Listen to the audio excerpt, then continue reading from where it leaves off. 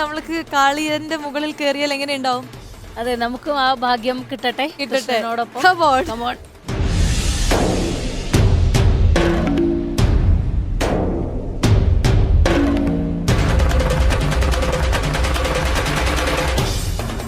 യദുനന്ദ ദാ മൈക്ക് പിടിച്ചോളൂ.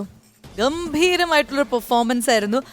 ആ ഒരു പെർഫോമൻസിന്റെ ഭാഗ്യം നമുക്കും കിട്ടി. നമ്മളും ദാ എവിടെയാ നിക്കുന്നേ?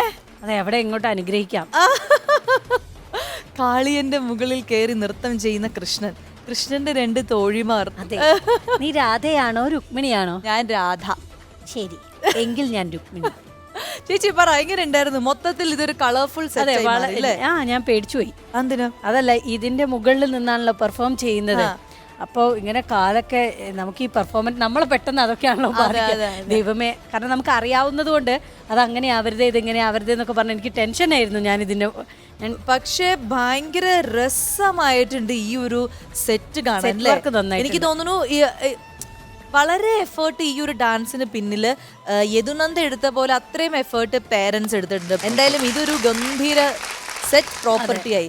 നമ്മുടെ റെഡ് കാർപ്പറ്റിന്റെ ഫ്ലോർ തന്നെ ഒന്ന് മാറി. എന്തായാലും ഞങ്ങൾക്ക് ഒരുപാട് സന്തോഷമായി. അതുകൊണ്ടാണ് ഞങ്ങൾക്കും ഇതിലൊന്ന് കയറണം എന്നൊരു ആഗ്രഹം വന്നിട്ട് ഞങ്ങൾ പടച്ച് കയറിയത്. പക്ഷെ നല്ല ഭംഗിയുണ്ട്. മൊത്തത്തിൽ നല്ല ഡാൻസ് ആയിരുന്നു, നല്ല കളർഫുൾ പെർഫോമൻസ് ആയിരുന്നു.